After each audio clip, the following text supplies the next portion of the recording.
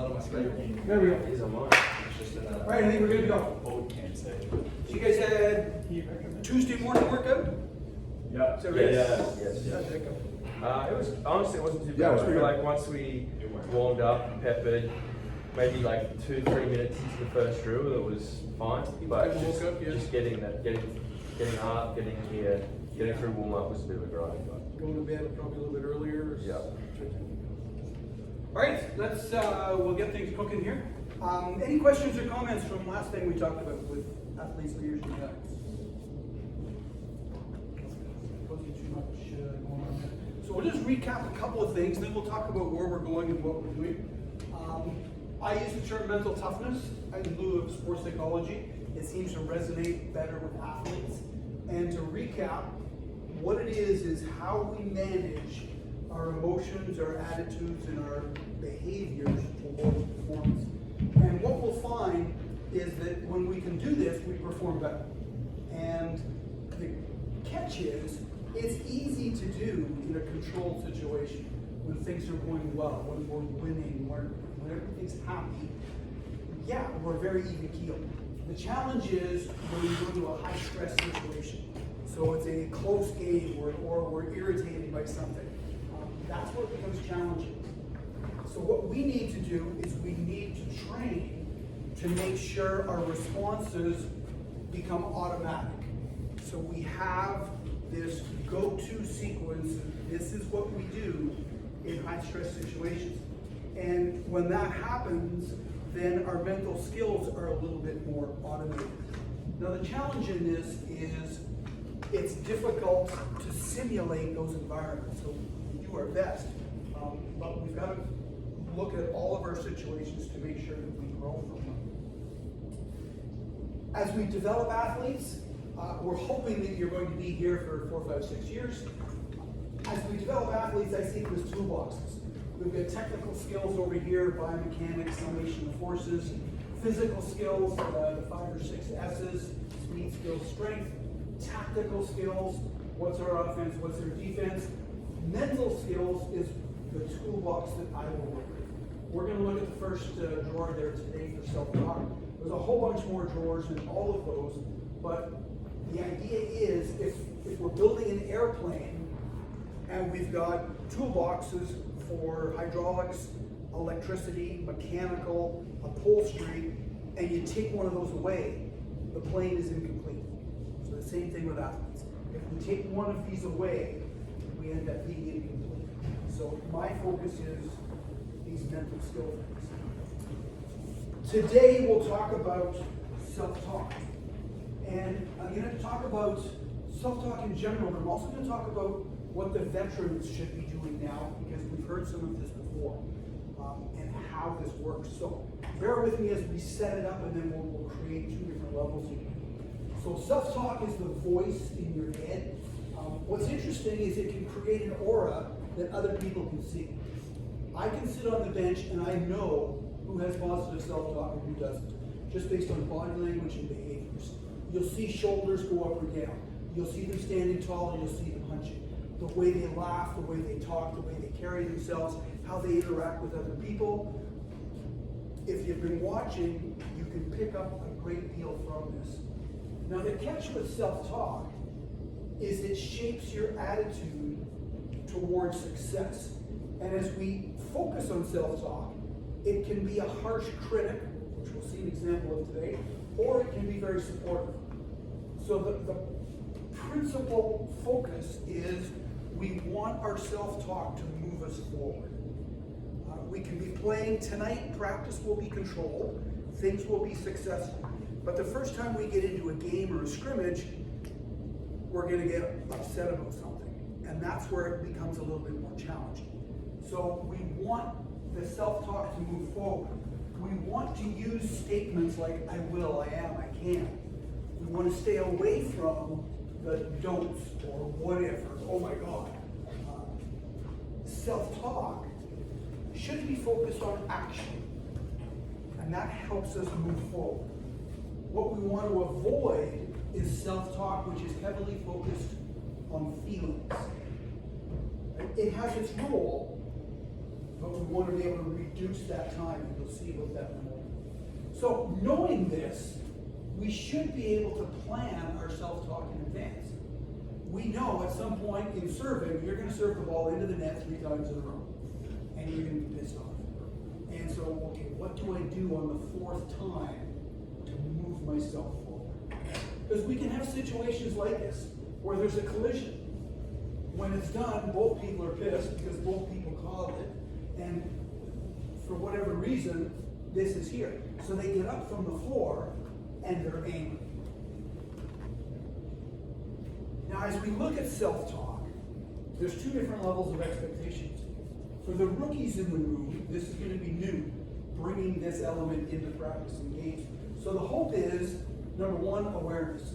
So you're alert to it. Number 2 is we want to be alert to it during the action and after the game. So when we chat at the end of practice, at the end of the drill, I can say, how was your self-talk? And you can give me an answer. If you screw something up 5 times in a row, you can go, oh yeah, I wasn't very happy. I screwed this up. So we want you guys to develop a structured call to action. How will I ensure my self-talk is positive? The veterans, you can see your list is a little deeper. We've heard about it, we've talked about it, we've rehearsed it, we've been there. So we want a deeper awareness and a deeper understanding.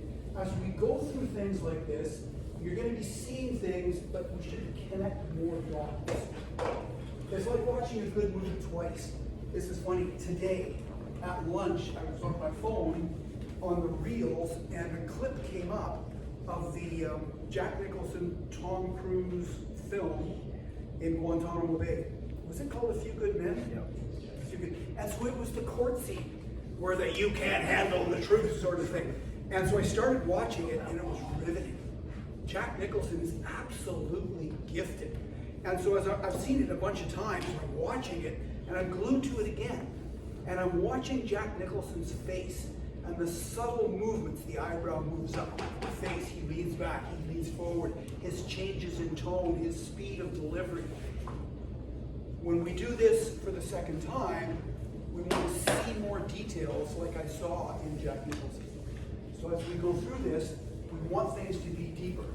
So the veterans, your call to action in terms of self-talk needs to be specific and personalized.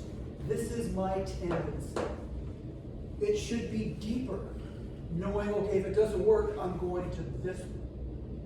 A deeper reflection afterward. It can't just be the superficial, yeah, I was a little miserable there. No, because this is impactful. This is why we do it first. For the veterans, we want you to anticipate environments. Like right now, you can probably predict when's the first time Eric's going to be pissed off and lose it. How will you respond to stay on track?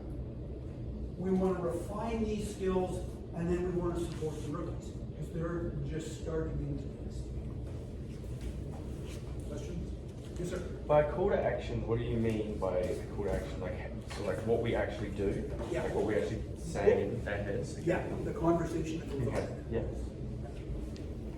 So this slide everything was supposed to come up at once because I'm working from a tablet. It all comes up at once. So disregard the writing. Look at the picture. There's been a collision. Again, another screw up. So the conversation could be the yellow side. We've all done this. Right? The first thing that you do after the screw up, you're cursing and swearing. This is the natural reaction. And then you call yourself an idiot. And then you think, and you're looking and you're hoping Eric didn't see it. Then you're thinking, I'm going to lose my job. I've been training all summer, and I'm the starting outside hitter. I'm going to lose my job. Then you're saying to yourself, you're the worst of this. This is awful. How the hell's wrong with you? Not again. You're calling yourself an idiot. Then you realize Eric did see it, and he's pissed. And now you think the whole team's pissed at you. How many have gone through this yellow thing? Yeah. It just means you're normal. It's normal. We have feelings This is our identity. This is what we do. We want to be successful. So there's nothing wrong with the yellow unless it goes for too long. Because we can acknowledge a mistake. There's nothing wrong with that. Yeah, we can be accountable. I screwed up. What we want is after this happens, and this is measured in seconds, hopefully a single digit seconds, we want this. We want the red. So let's assume that we've had the collision, we've screwed up.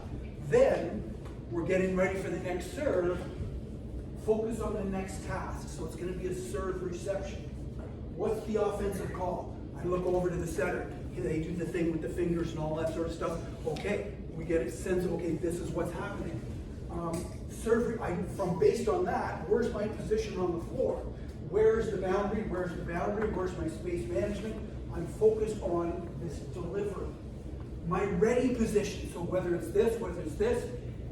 How many remember last year what Gabe would do with service reception? Point. He's standing there and he's saying, serve it right here. Looking at the guy, serve it right here. Serve it right here. And he's on his toes right here. And you can't be in this frame of mind when you're standing there going, serve it right here, serve it right here. So this is the self-talk we want. Read, read, read. Well, what kind of a toss is it? What kind of a serve is it? Is it deep? Is it wide? Is it left? Is it right? We're interpreting. We move to position. Let's assume that the serve does go through to the libero. You're an outside hitter. You know immediately, I'm going to this position here. Then I wait for my cue. Wait to see where the ball goes to. Footwork, read, read, read. So the red is what we want. So this becomes the self-talk to guide. Now what's interesting, all these yellow things are feelings. All the red things are actions. So as we shape and script our self-talk, we know it's hard to get out of those feelings things. This is what we say to ourselves. This is hard to do, and we have to rehearse it. I'll give you an example. This summer, I was playing music for the new guys. I play music in a band. We were playing Canada Day, and I'm playing bass guitar. First song is going badly, and I've got lots of excuses for why I was playing badly. It was playing badly because it was raining. It rained going sideways. We were late. We had to set up the PA system. I'm adjusting sound. Meanwhile, the songs are going on, and I'm playing, and I screw up. And I screw up again, and in my peripheral vision, I look over, and I can see the leader of the band glaring at me, just pissed because I've screwed up. Because if I screw up, it screws up the vocals. It's the fundamental base for the vocals. And I can feel him looking, and it was all I could do to continue, because I could just feel the weight of everything on my shoulders. And I've been doing this for a while. And so I knew I was over here. I was stuck in here. And it felt like forever. And it was all I could do to come over here. And for me, it was a matter of refocusing. And for me, refocusing is simplifying. Because sometimes I get too many balls in the air.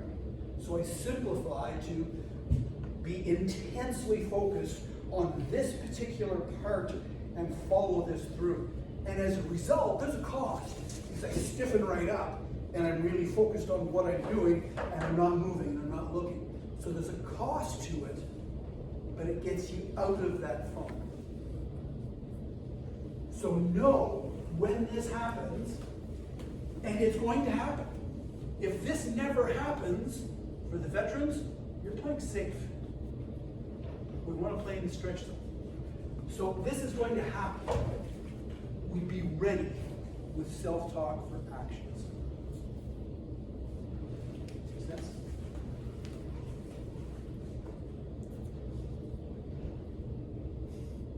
So, when we looked at those two sides, there's self-talk, which is feelings, and there's self-talk, which is actions. So if it's feelings-based, it's focused on your feelings, This helps to process feelings. It's a venting process. It can help with activation, and I'll talk about that in a few minutes, but they don't do much to help with execution errors. We want to have these correct biomechanics. The ones in red, this self-talk is focused on action, such as serve reception, and it's more likely to have good biomechanical movements. So the action-based self-talk more likely gets you to respond. Remember that from last day? As opposed to react. And that response is what we're looking for. Essentially, we're applying skills of refocus, right, which we're going to get to in a bit. We're going to add a few more this year for things of refocus. So self-talk, the content, we're leaning towards action. Nice. How much weight is on that bar? Both bars. I think that was 450. Did you get it? Yes. What were you thinking? What was your self-talk as you walked up to it? Before it? Yeah. It was 490. Like you're getting set to go in and do it. What? Oh wait, was this like the last? Yeah, one? this is just. Oh yeah, that was 490. I was just thinking like just pick it up, just stand up. Okay. Yeah. I was telling myself like I can do it. Good. So just sort of confidence in that regard. Yeah. Good. Now, in your situation, you've done this before. You've done lots of deadlifts. When I teach deadlifts in my class, we have to set up the movements.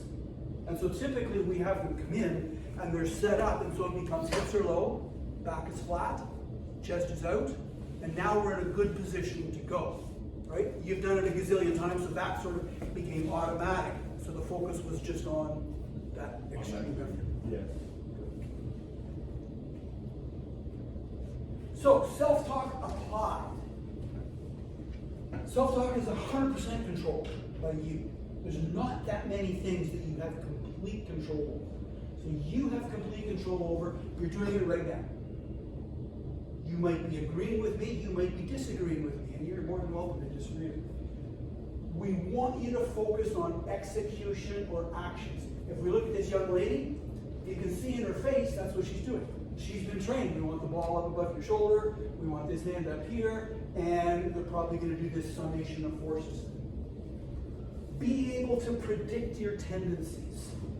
For me, when I screw up on stage and I'm playing, I get the, oh my God, curse and swear moment, and then I have to simplify and I put on tunnel vision.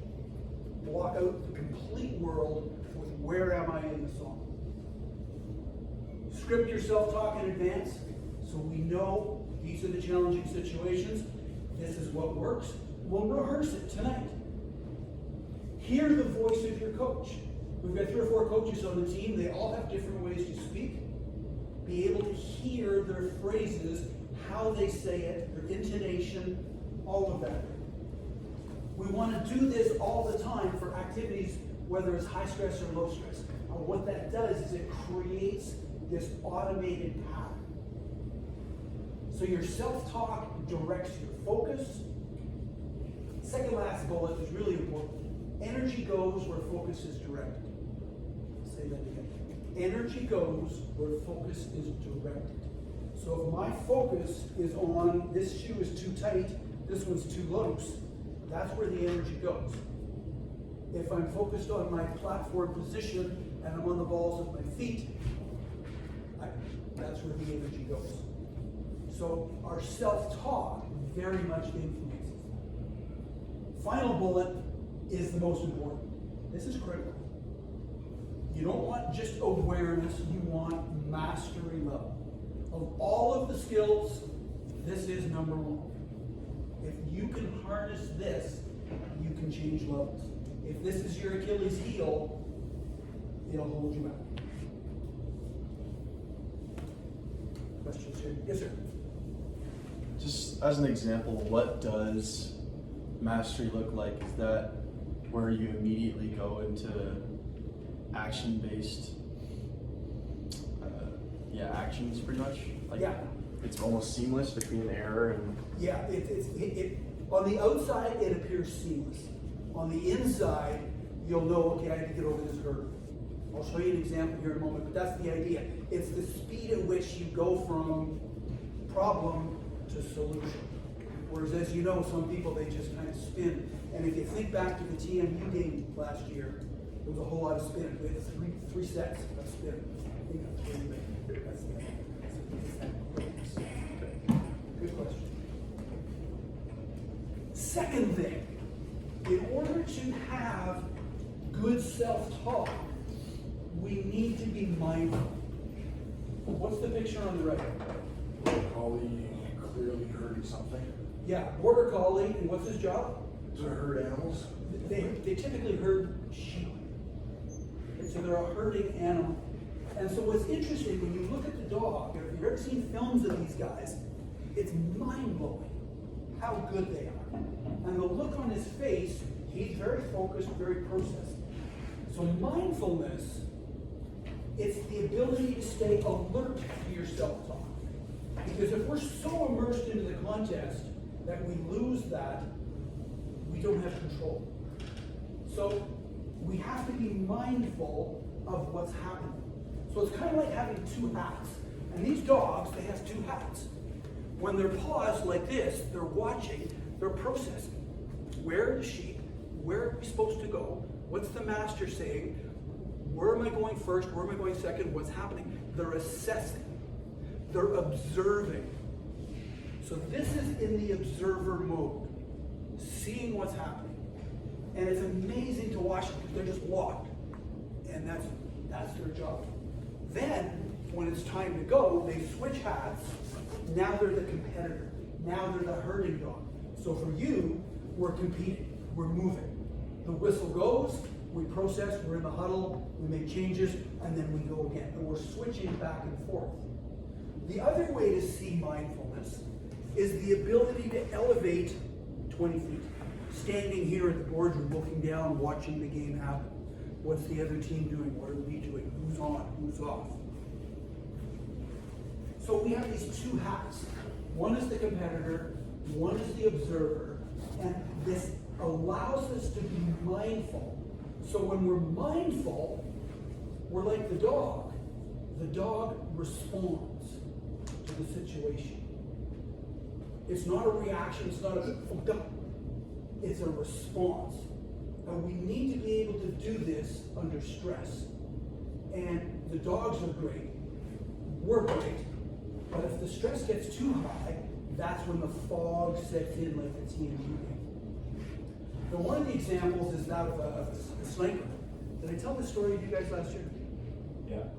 Yep. Okay, so I'll just touch on it briefly. So the sniper is standing there and he's pointing the gun and he's going to shoot the bad guy. And he's all lined up and he's checked the wind, and his spotter tells him this is what the wind's doing, this is the distance, and they get it all lined up, and then a truck comes down the road, creates wind, and the spotter says, nope, stand by. And the guy goes, I was just about to shoot him, everything was set up just perfect, and he loses it. It doesn't work. He's got to be able to switch over to the observer, back to the shooter. So having this ability, this mindfulness, is particularly useful. So we can practice this mindfulness. We will tonight. We can do this daily with all of our activities. It's as we shift from one task to another. Essentially what you're doing is you're grounded. And what's interesting is that Trent and I talked before the session tonight, because with your national team experience, share with them briefly what you said with me. So my coach, we did like a couple sessions of like just mental performance, and he was big on like a physical sensation rather than like mental. It was a physical sensation that you can do when you acknowledge that you're like not in flow or you're rattled or whatnot. So for him, there was a couple that he gave. It was one where it was like you'd stand on your feet, you'd lean forward, feel the weight go over your toes, lean back, feel it go over your heels, and that was like, okay, I feel that now, like this is where I am, this is like, I'm here in the moment, like move on. Another one was rubbing your fingers together and feeling the grooves of your fingerprints is another thing to just like ground you and become stable, I guess, is the word you use. Good. Yeah, and so what this is it's a form of mindfulness to get us away from, I'll use the term raging. If you've lost it and you're at the TMU game where there's all that fog has settled in and we just can't seem to get it back, we're raging, we're not in complete control, these grounding things help. It's very effective with people who struggle with anxiety and like clinical anxiety. So that's what grounding is it's becoming the observer, see what's going on around you and making sense of it. And by doing this with your fingers, that's what it's doing. It's taking your emphasis off of the problem here, getting you back into the moment. It's funny because I was just chatting with my daughter who's really good with this 3 or 4 days ago. And she was talking about the same thing. She's an elementary school teacher and talking about kids with anxiety. And and I haven't finished the discussion with her yet, so I'm going to find out more on this. But one of the techniques that she was learning about was just doing this. And what it does is it stimulates both sides of your body, and it's just a change to help get me out of this moment. So stay tuned, I'm going to find out more information on that. And it's just this rhythmic and it's this bilateral sort of thing. And just to catch your breath and come back and grounding on that. Any comments on that? Are you familiar with any of these grounding things? No somatic stuff that I know of. Okay. So yeah, so I'm going to get back, because I found that very curious, because it's so easy in what we do to be raging and have a hard time coming back. And then afterward, you're, oh, why was that? So it's more. So the idea is if we're practicing mindfulness and we elevate and we sort of make sense of what's going on, it's a break from this topic, back over here, catch your breath, and over there. So an example right now would be, what are you sitting on? What does it feel like? Is it soft? Is it hard? Is it cushy? What are your hands feeling at this exact moment? Is it the carpet? Is it your cheek? Is it your hair? What's the temperature in here? And so it's things like this that take you out of the chaos back to, okay, yeah, I'm in the classroom, I'm at the school, here's what we're doing. And it shifts you out from that amygdala to the prefrontal cortex. We catch your breath and come back. So these are all things where I'm going to have ready for when we talk about refocusing here in a few weeks. Is your hand up? Or you No, sorry. Mark, you're doing cleans. You cleaned a new personal record? Yeah. What'd you clean? Top of your hand clean. It was a bowl. 267, 271. Yeah, something like that. It was just a shitload of weight. And I remember watching as you were going up and going up. And it was interesting to see the mindfulness happening here.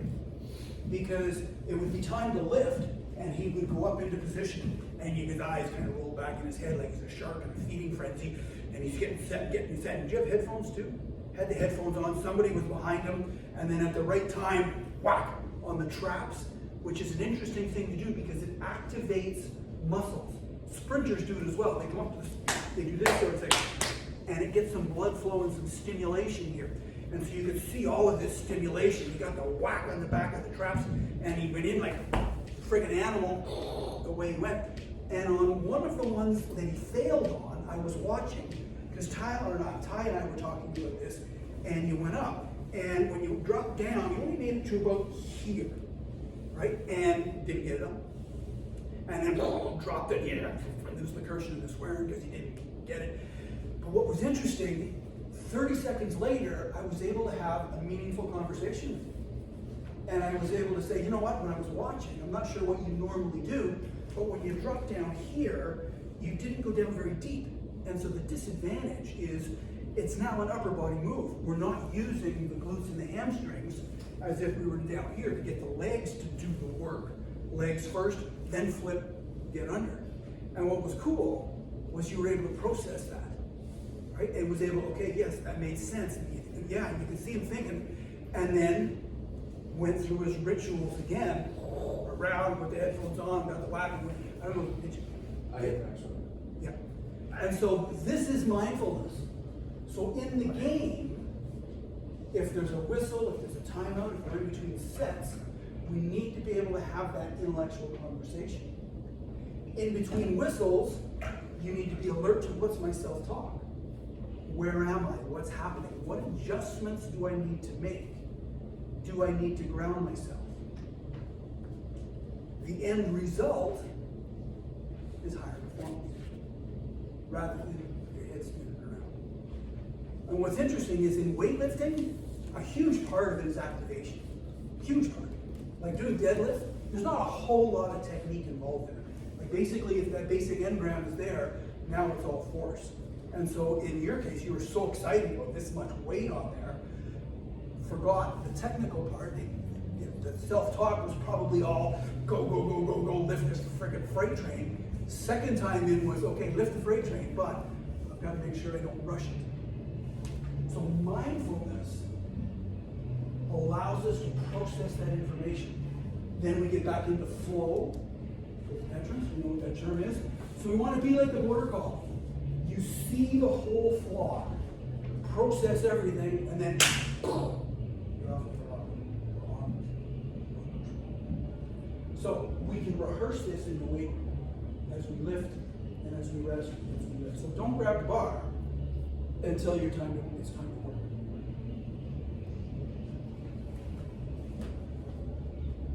So summary, 2 things we looked at, and we're going to apply this tonight.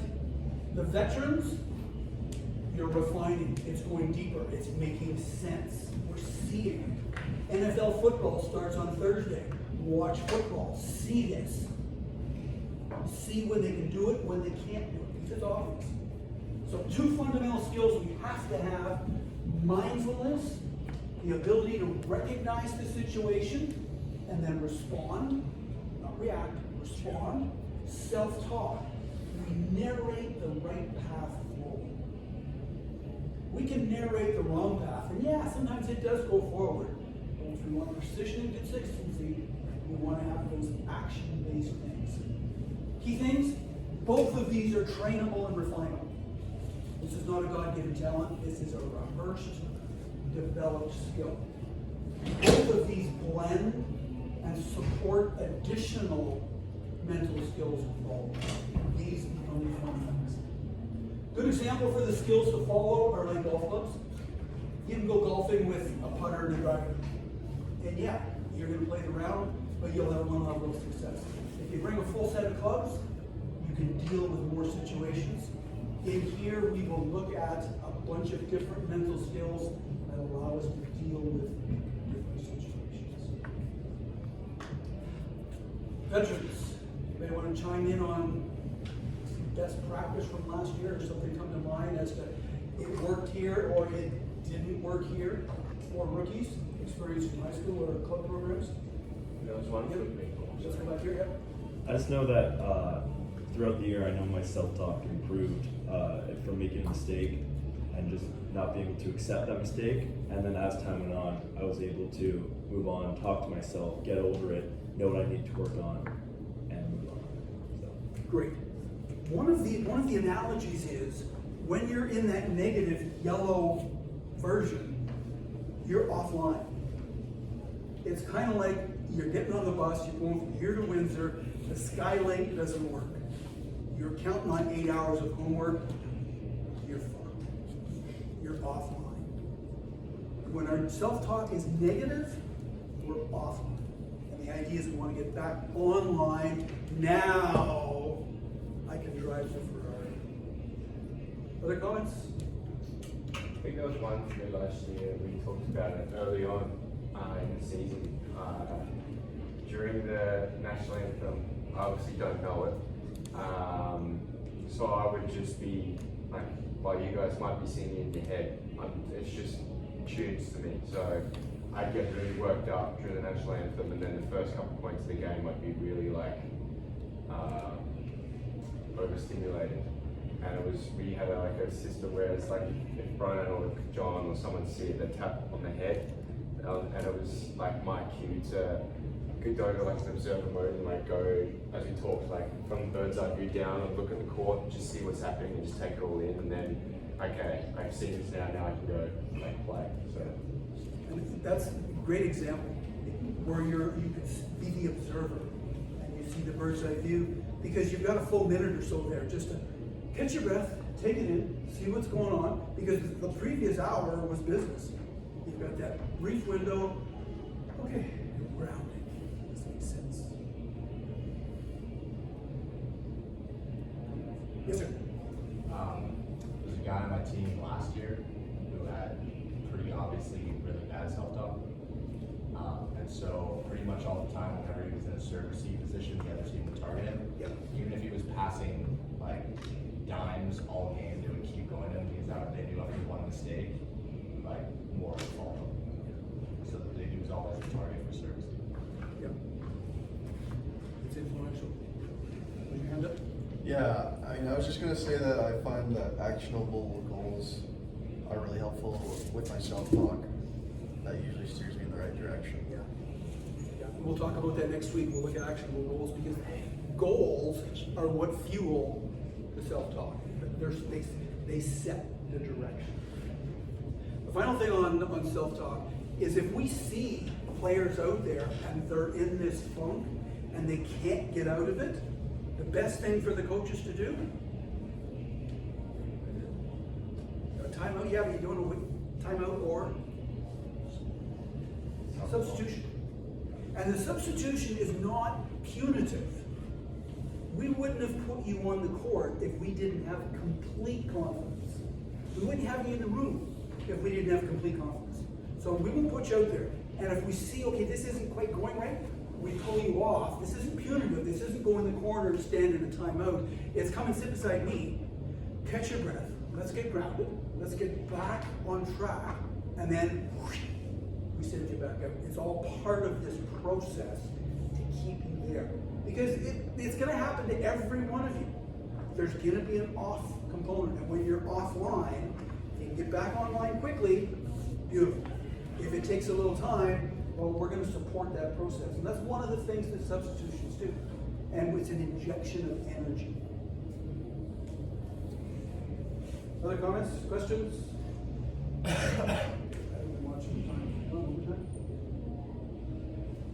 think that's it. Thanks, Brian. You want to meet with them downstairs, up here? Yeah, downstairs. Very good. Thanks, Brian. Thank you. Mr. Jimmy, Dylan, Merrick. Xander. Yeah, Xander's. Would you like me to pause this? Sure.